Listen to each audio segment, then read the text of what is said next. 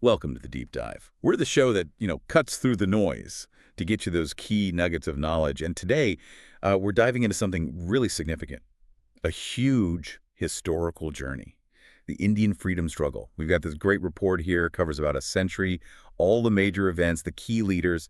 And our mission really is to give you a kind of shortcut, a way to understand how India actually won its independence. And trust me, there are some surprising facts in here, and you really get a sense of how complex and, frankly, difficult that path was. It really was. And I think the first thing that jumps out is just how long it took and how many different forms it took. I mean, this wasn't one single event. It was like a tapestry woven with everything from, armed revolts to this incredibly sustained nonviolent civil disobedience.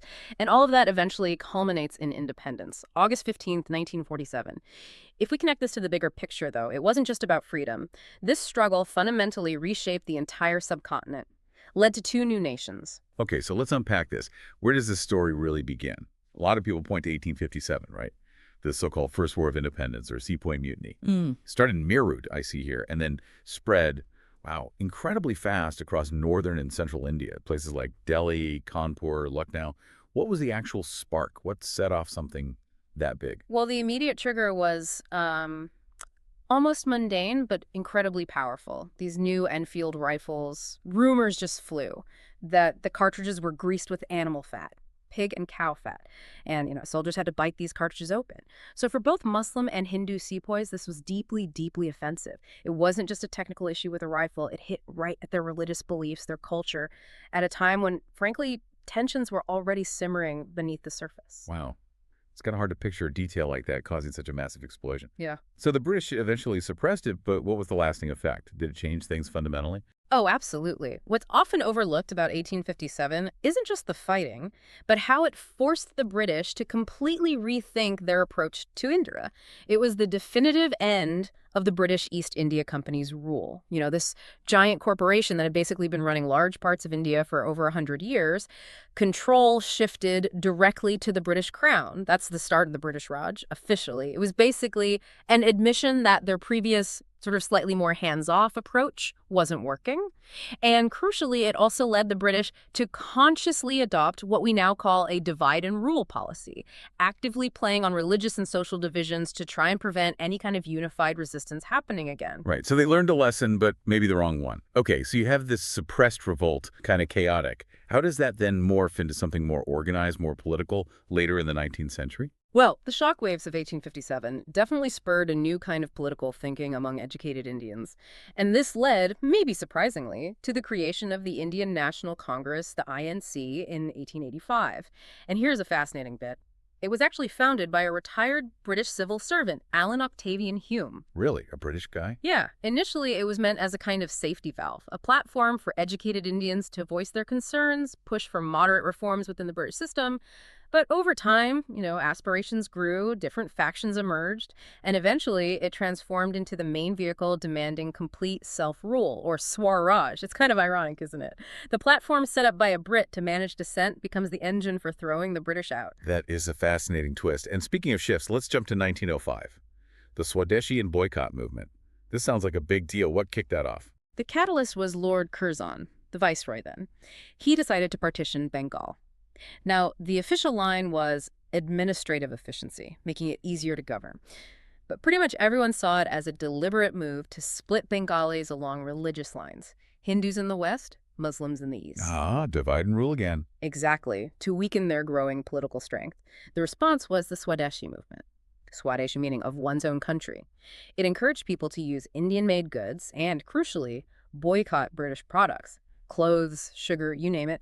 This wasn't just an economic thing. It was huge for building national pride, pushing economic self-reliance, and it mobilized ordinary people on a scale they hadn't really seen before. Okay, fast forward a bit. 1915. A name everyone knows arrives on the scene. Mahatma Gandhi. He comes back from South Africa. How does his philosophy, Satyagraha, truth force, how does that change the whole dynamic? Gandhi's arrival is, well, transformative. His genius was taking the freedom struggle from sort of elite drawing rooms and turning it into a mass movement, millions strong. His philosophy of nonviolent resistance, Satyagraha, was revolutionary. It wasn't passive, it was active, demanding immense moral courage, the power of truth against injustice. and he put it into practice almost immediately. His first big success in India was the Salt Satyagraha in 1917. He went to Bihar, led the indigo farmers against these really oppressive planters, used peaceful non-cooperation, civil disobedience, and he won significant concessions.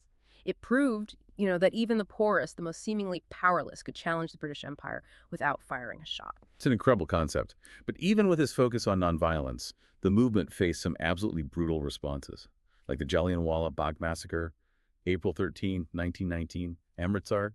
It sounds horrific. It was horrific. A large, peaceful crowd, maybe thousands, gathered in this walled garden, Jallianwala Bagh, protesting a repressive new law called the Rowlatt Act. General Dyer, the British commander there, blocked the only main exit and just ordered his troops to fire into the unarmed crowd nonstop until the ammunition ran low. Hundreds were killed, many more wounded. Fired into the crowd. Unbelievable. So what did this do? What was the impact of such brutality? Jallianwala Bagh was a point of no return for many. It shattered any remaining illusions people might have had about British justice or fairness. The sheer cold-bloodedness of it. It created this wave of intense anger and grief across India, fueled nationalist sentiment like never before, made the demand for self-rule urgent, absolute. And Gandhi, deeply shaken, responded by launching the Non-Cooperation Movement, which ran from 1920 to 1922. This was really the first nationwide mass movement he led. The call was to boycott everything British: schools, colleges, courts, government jobs, foreign goods. The public participation was unprecedented. And importantly, it saw remarkable Hindu-Muslim unity at that time. Though Gandhi being Gandhi, he actually called it off abruptly after an incident in Chauri Chara where protesters attacked and burned a police station, killing some officers. He called off the whole movement because of one incident. Yes, it showed his absolute commitment to nonviolence. If the movement couldn't control itself, couldn't remain peaceful, he wouldn't lead it, even if it meant halting momentum. That's quite a principle to stick to. Okay, so after non-cooperation, what's the next major phase? I see the civil disobedience movement and the Salt Satyagraha in 1930. That sounds iconic. Oh, it is. Absolutely iconic. And another example of Gandhi's strategic brilliance, the British had this salt tax. It meant Indians couldn't legally collect or sell their own salt, even though it was readily available, from the sea. Salt is a basic necessity, right? Right. So this tax hit everyone, especially the poor. Right. So Gandhi decided to defy it. He announced he would walk from his ashram Sabarmati to the coastal village of Dandi, over 240 miles. He walked. He walked for almost a month, gathering crowds along the way. And when he reached Dandi, he bent down and picked up a handful of salty mud, boiled it, and produced salt. Illegally. Just like that. Breaking the law. Exactly. It sounds simple, but it was an incredibly powerful act of defiance. A direct challenge to British authority over the most basic necessity. It captured the imagination of the entire country and the world. Millions of people across India started making their own salt, breaking the salt laws, breaking other oppressive laws too. There were widespread protests, mass arrests. It really shook the foundations of the Raj. You see, the power wasn't just in breaking the law, it was in the symbolism, reclaiming what was naturally India's. That is powerful, the symbolism. Okay, so Gandhi's nonviolence was clearly central, hugely impactful. But as you mentioned, the struggle was multifaceted. Not everyone agreed with that path, right? There were groups who believed in armed struggle. Absolutely. That's a really important thread. While Gandhi dominated the narrative, there were parallel movements advocating for, more direct action. For instance, you had the Ghadar movement, founded way back in 1913, actually in San Francisco, by Indian expatriates. Their goal was straightforward: organize an armed rebellion, overthrow the British by force.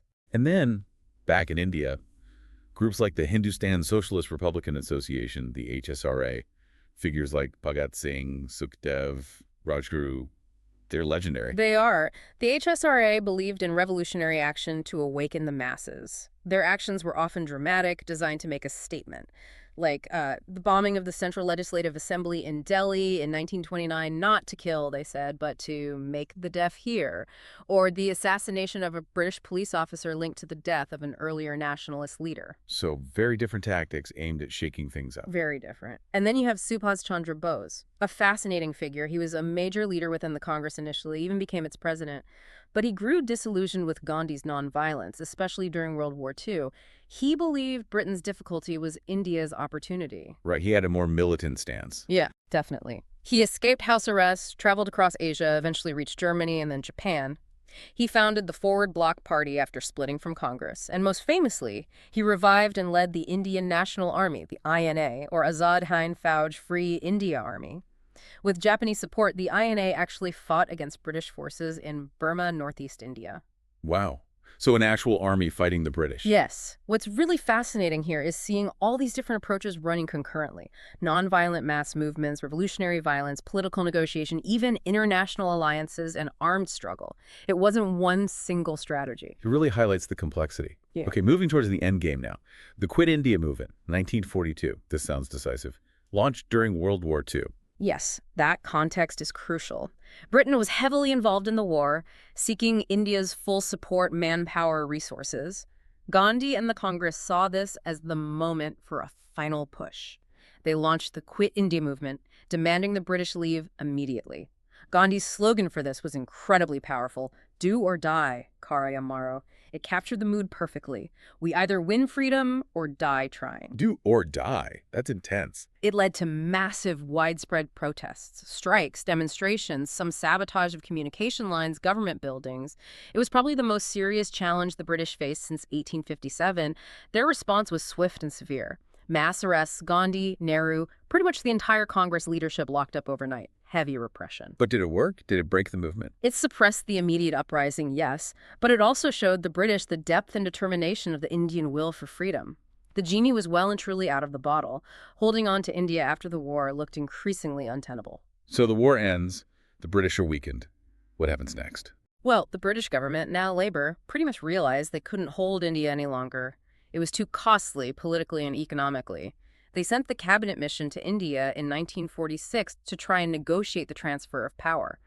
How would an independent India be governed? But those negotiations hit a major roadblock, didn't they? The demand for Pakistan. Exactly. The plan put forward by the cabinet mission tried to find a middle ground, maybe a three-tiered federal structure, to keep India united while giving provinces significant autonomy, but it ultimately failed. The gap between the Congress, led by Nehru wanting a strong united India, and the Muslim lead under Muhammad Ali Jinnah demanding a separate Muslim state, Pakistan.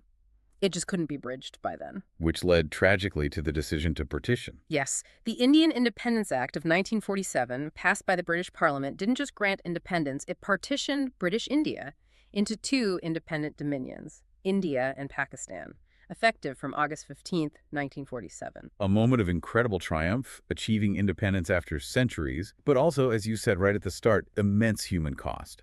Immense. The partition led to horrific communal violence, riots, and one of the largest, most chaotic mass migrations in history. Millions were displaced. Hundreds of thousands, maybe more, lost their lives. So yes, independence was achieved, a monumental victory.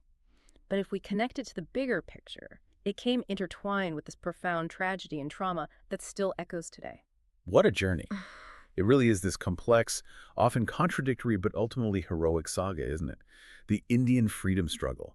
It's the culmination of decades, really centuries of resistance. You see this incredible blend of nonviolent mass action led by Gandhi alongside revolutionary path, political maneuvering, leaders like Gandhi, Nehru, Sardar Patel, Subhash Chandra Bose, so many different figures, different approaches, all pushing towards that same goal, and countless ordinary people making unbelievable sacrifices. Absolutely. And while, as we've said, independence came with that heavy, heavy price of partition, the legacy of the struggle itself is undeniable. You know, the way it mobilized millions, the moral force of Satyagraha, the sheer persistence.